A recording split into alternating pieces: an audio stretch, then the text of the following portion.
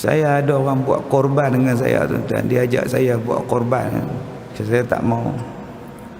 Cukup lah bagi orang lain pula. Macam-macam orang nak saya jadi duta. Duta kain kapan pun ada. Duta kain kapan nak bubuh gambar saya. Buatan kotak. Saya tak apa bagi orang lain macam doa. Tak. Ada yang buat korban, tuan-tuan. Dia boleh dapat 40 juta, tuan-tuan tahu. 28 juta buat korban saja. Sebab tu orang duk pulun. Pilih buat korban, belah lembu. Kalau tidak akan dia mendatangkan ekonomi. Tak ada lah Allah letak dia sebagai surah paling panjang, surah yang kedua dalam Quran. Kita asyik duk tengok madu lebah, bincang madu lebah tu. Hari puasa yang kelima bawa botol madu 5 botol. Tengok yang mana yang tiruan, yang mana yang asli. Ajak pada orang, boleh tak madu ni dicampur dengan benda lain diminum? Adakah dia jadi ubat? Adakah madu ni kena minum sendiri-sendiri, tak boleh campur-campur baru jadi ubat?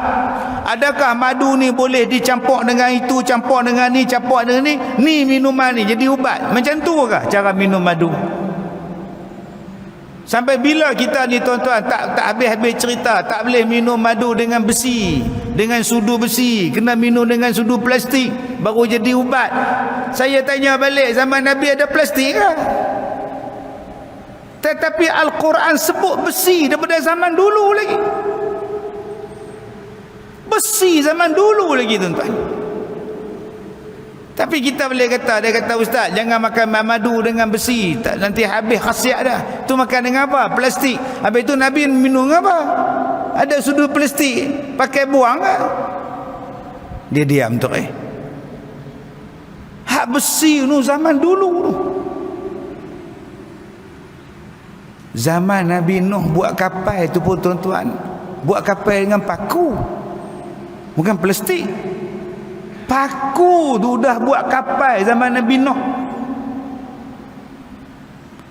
Ya Allah Ta'ala sebut dalam Quran ni, bi'ayunina wa wahyina.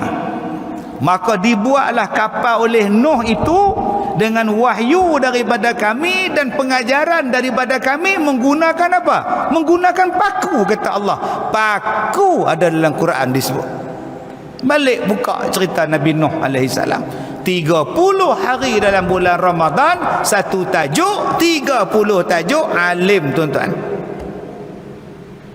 Alim bab apa? Alim bab hak Quran baru sikit. Jadilah daripada kosong. Mungkin Mutiara FM boleh buat ni. Minta radio Pulau Pinang buat. Pukul 9 buat, ulang tayang pukul 11 malam. Lepas berita. Pilih buat satu tajuk supaya kita faham. Oh, ni dia. Saya kata hari tu, bincang bab dinosaur. Dalam Quran ada ayat dinosaur, cerita tentang dinosaur. Dia ambil pada ayat Quran, tengok, bincang, supaya persoalan yang timbul dalam masyarakat, Al-Quran yang ada jawapan. Sebab hari ini bila keluar persoalan dalam masyarakat, jawapan tu bukan daripada orang Islam, daripada Yahudi. Contoh dia apa? Manusia purba. Teorinya daripada beruk. Oh, patut ciri-ciri beruk tu ada dengan kita. Nampak 6 harakat tu. Mana nak cucu beruk? Dah. Tu siapa tu? Bagi tahu Quran kata manusia itu daripada apa? Daripada Adam. Khalaqahu min turab, dan Adam itu dijadikan daripada tanah. Bukan manusia ni daripada beruk, bukan. Siapa yang mengasaskan teori beruk? Darwin. Sebelum Darwin mengasaskan teori beruk, siapa yang mengasaskan manusia ni? Ada satu ulama Dia kata apa? Ibn Rushd kata apa? Dia kata apa? Binatang hak paling buruk tu apa? Tak tahu. Binatang hak paling lekeh, paling buruk sekali apa? Mughallazah. Babi, anjing semua ni. Tu kategori binatang. Ni dia yang buat. Kemudian binatang-binatang ni dia ada kategori pula. Hak jenis ni, hak jalan kaki 4, jalan kaki 8, jalan kaki 16, hak jenis merayap, hak jenis melompat, macam-macam jenis binatang. Sampailah binatang hak paling canggih sekali, paling tinggi makam dia lah, kata-kata dia apa dia? Beruk. Boleh buka pisang, boleh naik basikal. Memang tengok beruk. Boleh naik motor pusing merata. Binatang hak paling canggih sekali, tak ada lah hak lebih canggih. Beruk. Selepas beruk tu apa? Dia kata selepas beruk tu manusia hak paling bodoh sekali. Selepas beruk. Itu dia punya teori dia. Bukan manusia tu asal pada beruk. Selepas beruk hak boleh naik motor ni, siapa dia? Manusia hak boleh naik motor hak tak beriman pada Allah. Baik sikit pada beruk pasal ada otak. Ada traffic light merah berhenti lah. Beruk dia berderah dia. Itu maksud dia. Mari kepada Darwin, dia kata tak, manusia berasal pada beruk. Kita pula pengikut nak harakat patut dekat-dekat nak serupa dah. Bagi jelas 30 Ramadan 30 tajuk kita petik pada Quran cantik punya. Termasuklah yang kita bincang ni, hukum memukul isteri. Boleh tak boleh? Apa syarat nak pukul? Boleh tak boleh pukul? Isteri itu dikahwini untuk dibahagiakan, bukan untuk diseksa.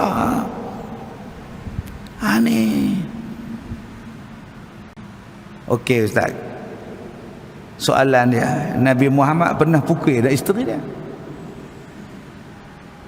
Memang ayat ni kata boleh pukul. Nabi pernah pukul? Tak pernah. Dan Nabi membenci mana-mana suami yang memukul isteri dia. Siang kamu pukul isteri kamu, malam kamu bahajat pada tubuh dia. Jenis apa kamu ni? Nabi marah. Siang kamu pukul dia, kok suka kamu lah. Malam pula kamu main duduk tidur dengan dia. Jenis apa jantan kamu ni? Tak ada gentleman. Nabi marah pada tuan-tuan, pada orang yang memukul isteri dia. Baik, dan kata dia lagi, dan tiada harus pula palu akan perempuan yang merdeka itu sampai 40 dan akan lainnya itu 20. Dia kata kalau kamu ada 2 isteri, 3 isteri, 3 derhaka, 2 derhaka, nak sampai pukul ni pun kena adil. Tak boleh hak tua tu kamu pukul lebih, hak muda tu pukul sikit ni lah. Pasal apa? Muda. Tak boleh. Dia kena adil. Adil dalam berpoligami ni, sampai bak nak memukul pun kena adil. Subhanallah. Bak tu abang-abang kalau rasa-rasa tak mampu, seorang sudah lah. Alam takun, kalau kamu tak boleh berlaku adil, seorang sudah fawahidah. Fa in khiftum alla ta'dilu fawahidah. Kalau kamu takut tak boleh berlaku adil, seorang cukup. Senang tidak? Tidak senang. Bila sebut 2, 3, 4, mak mertua pun 4. Mak mertua dah 4, belum masuk ipar. Kena isteri 3, satu isteri ada 8 adik-beradik, kali dengan 3, tak pening pula. Kena mak mertua, pak mertua, 3 hidup lagi, 6 orang pula, campur dengan mak sendiri, pak sendiri, 8, tak pening. 3 beranak serentak pula, tak pening. Kalau mampu silakan, kalau tak mampu pejam mata, duduk diam-diam. Sadaqallah, sudah. Sebab kadang-kadang ni dia duk fikir seronok, dia tak fikir nak kena adil, nak kena soal di hari kiamat. Baik. Dan inilah seksa yang berbuat atas perempuan yang derhaka pada suaminya dalam dunia. Yang tu stop, habis. Setakat tu ya, tak boleh buat lain lah. Kalau tak boleh juga, cerai. Okey, sekarang akhirat pula. Yang tadi duk cerita hak dunia, sekarang cerita pula balasan untuk yang derhaka di negeri akhirat. Adapun seksanya pada hari akhirat, jikalau derhakanya perempuan itu sebab minta talak kerana tiada satu sebab, tiada satu kesakitan yang tiada diharuskan oleh syarak, niscaya haramlah atas perempuan itu mencium bau syurga. Yang ni pun duk bincang juga lah. Ada hak kata bergegar tiang arash lah, apalah, hadis palsu lah, apa semua. Yang tu saya tak nak cerita lah. Kita baca hak kitab kata. Okey, tuan-tuan yang saya muliakan, kita ni semayang bermula daripada takbiratul ihram sampailah bagi salam, dengan beberapa perbuatan, dengan beberapa perkataan. Itu dipanggil sebagai sembahyang. Allah, bermula Allah tu takbiratul ihram tu, Allah, dah haram dah buat benda-benda lain. Tu makna takbiratul ihram tu. Usalli fardhu zuhri, Allah, start ya Allah tu.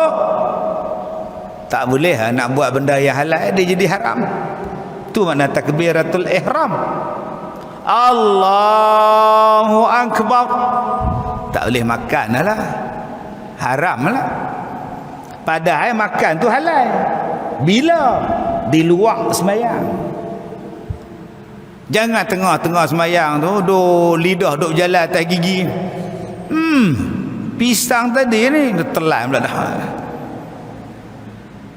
Mulut ni boleh cakap, tapi bila sembahyang tak boleh cakap. Tak boleh cakap lah. Walaupun tujuan nak tegur tu imam, tujuan nak tegur, nak tegur tu pun ada perkataan lain. Ada perkataan lain. Tu imam ni dia terus sujud. Walam yakul lahu kufuwan ahad. Allahu akbar. Terus sujud, rukuk tinggal. Kita duduk belakang ni rukuk, konon-konon nak teringat tu imam rukuk. Tak boleh, tak boleh. Pasal apa? Pasal bukan ucapan nak tegur. Tak boleh cakap. Itu nama dia takbiratul ihram. Kentut tu halal, tapi bila dah Allah, tak boleh kentut lah. Kalau kentut batal sembahyang. Tu nama dia takbiratul ihram. Sebab ada orang tak faham. Ustaz, saya bukan apa Ustaz, saya tak mau pergi Masjidil Haram tu sebab nama dia muharam. Maksudnya apa? Dalam dosa kalau pergi, peluh hutang dosa. Dia kata Masjidil Haram, takbiratul ihram, pakaian ihram, tanah haram. Buat apa kita pergi tanah haram? Dah tahu haram. Kita duduk kepala batas ni halal. Sudah. Oh, sudah tuan-tuan. Dia tak faham makna haram tu mendatang apa.